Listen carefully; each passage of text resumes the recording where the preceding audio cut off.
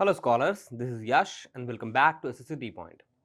So, what we have to do in today's session, we have to continue verbs as we have been doing verbs for some sessions. I hope you remember. So, in the last session, we learned about the dynamic verbs. है ना? We learned about the dynamic verbs, what dynamic verbs are. And in today's session, we have to look at some other form of a verb, that is static verb. तो आज के session में we are going to do only one thing, one concept, that is static verbs. And because of that, static verbs का session जो है, आज का जो सेशन है वो छोटा रहने वाला है, बहुत ही माइनर सा होगा, मतलब छोटा in terms of duration of time. Why? Because आज के सेशन में केवल ये जो सेशन है particularly specially for static verbs है ना, स्टैटिक वर्ब्स के लिए है. तो in the last session we took a session, I took a session of dynamic verbs only. So accordingly I have to go ahead. So मेरे को क्या कराना है आज, केवल स्टैटिक वर्ब्स ही कराना है ना. तो डायनेमिक वर्ब्स के लिए एक सेशन था, so the same I have to take this session for the static one. तो स्टार्ट करते हैं. सो आज का सेशन बहुत ही छोटा होने वाला, बिकॉज स्टैटिक वर्ब्स में आपको समझाना है कि वर्ब्स जो स्टैटिक्स होती है वो क्या होती है. And I am gonna show you some examples, some like exemplification would be there, है ना. और उसके बाद सेशन वुड बी एंडेड. चलिए स्टार्ट करते हैं गाइस. Static verbs. स्टैटिक का मतलब क्या हो गया, डायनेमिक का मतलब क्या था, which is not static. Static का मतलब क्या हो गया, विच इज नॉट डायनेमिक, है ना. बहुत ही सिंपल सी डेफिनेशन हो गई, है ना. तो डायनेमिक का मतलब क्या था, जो प्रोग्रेस में रहता है हमेशा, ठीक है, which is dynamic. And static का मतलब क्या हो गया, विच डजंट शो एनी मूवमेंट और मोशन, ठीक है. तो एक बार जो है डेफिनेशन को I should go through with, है ना. क्या कह रहा है, verbs that do not admit a progressive, the progressive form, यानी कि वो वर्ब्स जिसमें प्रोग्रेसिव फॉर्म होती ही नहीं है, ठीक है. They do not show the motion.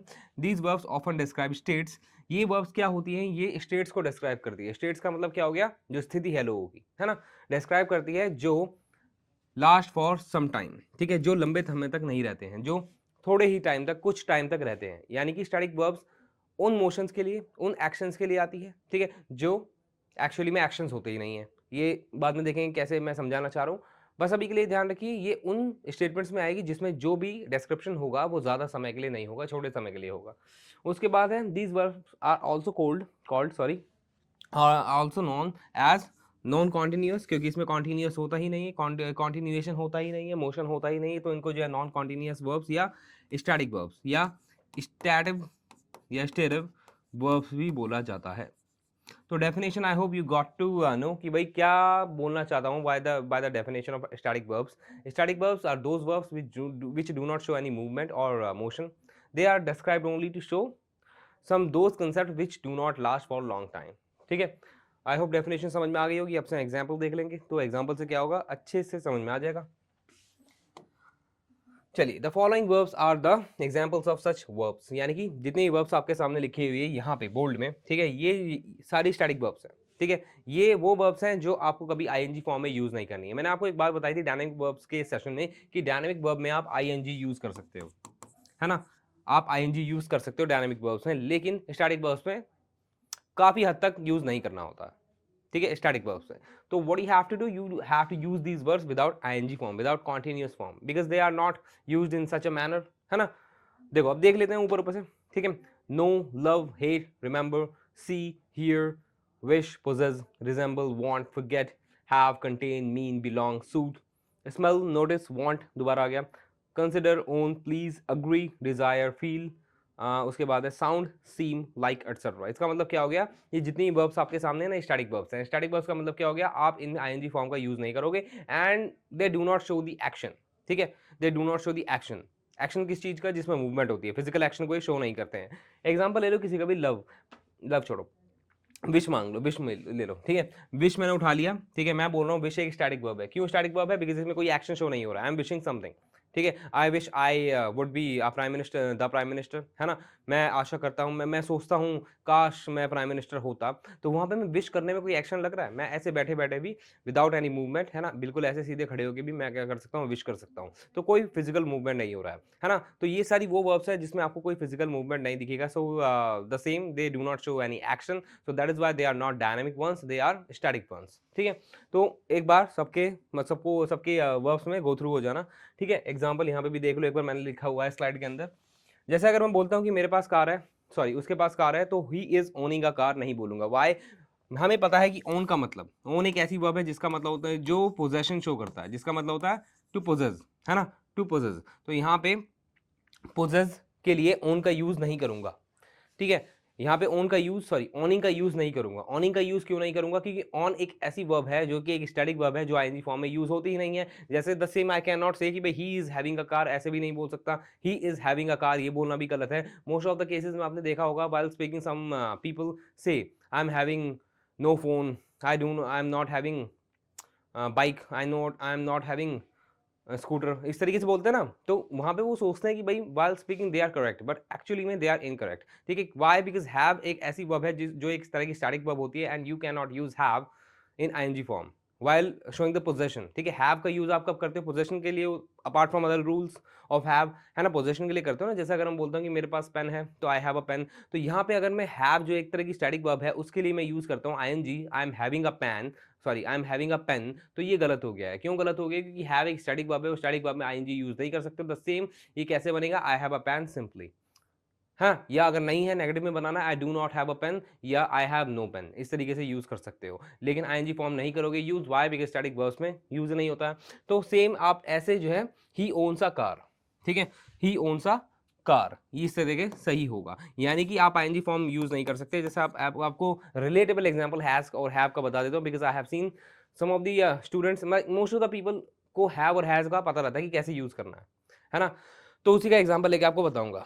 जैसे अगर मैं बोलता हूँ he is having, same example लिखूंगा आपके सामने, हैविंग बस वर्ब को चेंज कर रहा हूँ, he is having a car, ठीक है। ये गलत हो गया है। क्यों गलत हो गया है? बिकॉज मैं हैव को, ठीक है, मैं पोजीशन शो करने के लिए यूज करना चाहता हूँ हैव को, कि भाई उसके पास कार है, फिर भी ये गलत हो गया। क्यों? हैविंग यूज नहीं होता है, हैव के साथ आईएनजी यूज नहीं होती है। सिंपल आप लिखोगे ही हैज अ कार, ठीक है, ही हैज अ कार लिखोगे। वाई? बिकॉज स्टैटिक वर्ब्स में आईएनजी फॉर्म यूज नहीं होता। बहुत बार बता दिया, बहुत बार रिपीट कर दिया है कि आईएनजी फॉर्म नहीं लगता है स्टैटिक वर्ब्स में, आप याद हो गया होगा।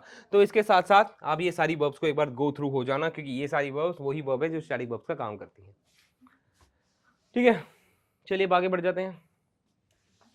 अब क्या है? अब एक शायद ये लास्ट स्लाइड है, बिकॉज स्टैटिक वर्ब्स में इतना ज्यादा कुछ पढ़ना नहीं था। मैं बस ये नहीं चाहता था कि कोई डेफिनेशन करके कंप्लीट करवा दूं, कुछ एक्स्ट्रा आपको मिल जाए विद इन कॉन्टेंट्स, तो वो मेरे को सेटिस्फेक्शन देता है। तो that is why I added something before representing it to you. अब ये क्या कह रहा है? व्हेन अ नेगेटिव आइडिया, ठीक है, कि भाई नेगेटिव आइडिया क्या है? इंट्रोड्यूस होता है। इंट्रोड्यूस कहाँ होता है? इंट्रोड्यूस होता है नाउन क्लॉज में, ठीक है। सिंपल सी बात है, जो भी लिखा हुआ है, I do not want to puzzle you, मैं सिंपल से बता देता हूँ। अगर कोई नेगेटिव सेंटेंस है, ठीक है, अगर कोई नेगेटिव सेंटेंस है, तो उसमें दो क्लॉज होते हैं, ठीक है। एक ये वाला क्लॉज है और एक ये वाला क्लॉज है, ठीक है, दो क्लॉज है। अब ये वाले क्लॉज को कुछ और कहते हैं, ये वाले क्लॉज को और कुछ कहते हैं, ठीक है। ये होता है मेन क्लॉज, ये होता है डिपेंडेंट क्लॉज, ठीक है। ये होता है इंडिपेंडेंट क्लॉज, ये होता है main clause, sorry dependent clause. तो अभी देखो, ये क्लॉज व्लॉज के चक्कर में पढ़ना मत, जब कंजक्शन कराऊंगा थोड़ा बहुत बता दूंगा, बट क्लॉज के लिए I will be taking special sessions, ठीक है।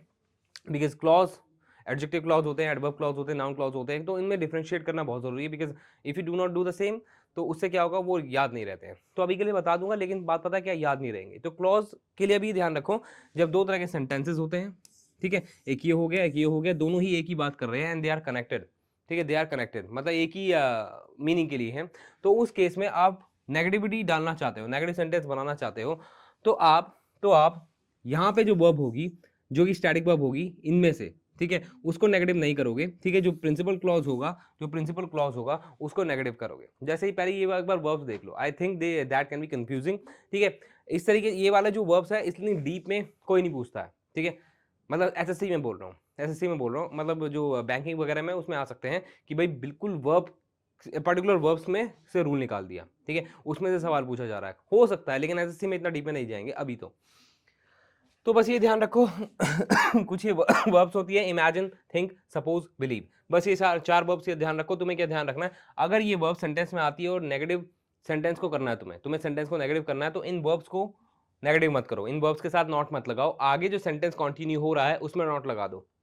जैसे he does not think Australia will win the match, कि भाई उसे नहीं लगता कि ऑस्ट्रेलिया मैच जीतेगी, ठीक है, ऑस्ट्रेलिया मैच जीतेगी। तो अब इस केस में यहाँ पे थिंक को नेगेटिव नहीं करना है नॉट लगा के थिंक को नेगेटिव नहीं करना नॉट लगा के। क्यों नहीं करना है? क्योंकि ये रूल कहता है कि अगर ये चारों verb imagine, think, suppose, believe आती है किसी नेगेटिव सेंटेंस में, तो इनको नेगेटिव मत करो, आगे जो एक्सटेंड हो रहा है, प्रिंसिपल क्लॉज, ठीक है, यानी कि आगे जो सेंटेंस एक्सटेंड हो रहा है, ठीक है, वहां पे उसमें नेगेटिव वर्ड डाल दो, ठीक है, जैसे ये इस तरीके से कैसे लिखा जाना चाहिए, he thinks Australia will not win the match, ठीक है, सेंटेंस वही है, मीनिंग वही है, सेंस चेंज नहीं हुआ है, बस स्ट्रक्चर चेंज हुआ है कि इन सारी वर्ब्स के साथ नॉट नहीं लगाना है, आगे सेंटेंस एक्सटेंड होता है तो उसके साथ नॉट लगाना है। उसे लगता है कि ऑस्ट्रेलिया मैच नहीं जीतेगी सॉरी, ठीक है। और इनके अलावा कोई और वर्ब हो तो आप क्या कर सकते हैं, नॉट लगा सकते हैं इन वर्ब्स के साथ, जैसे होप है, होप इस कैटेगरी में नहीं है, होप इस कैटेगरी में नहीं है, तो इसलिए आप होप के साथ नॉट लगा सकते हो। लेकिन अगर आपको इमेजिन, थिंक, सपोज, बिलीव मिलेगा तो इनको नेगेटिव मत बनाना, ठीक है। बस ये छोटा सा रूल यही कहता है अबाउट स्टैटिक वर्ब्स, और इससे ज़्यादा कुछ नहीं है पढ़ने में स्टैटिक वर्ब्स में। सो आई डू नॉट होप, यहाँ पे लगा दिया ना होप, सॉरी नॉट लगा दिया किसके साथ, होप के साथ।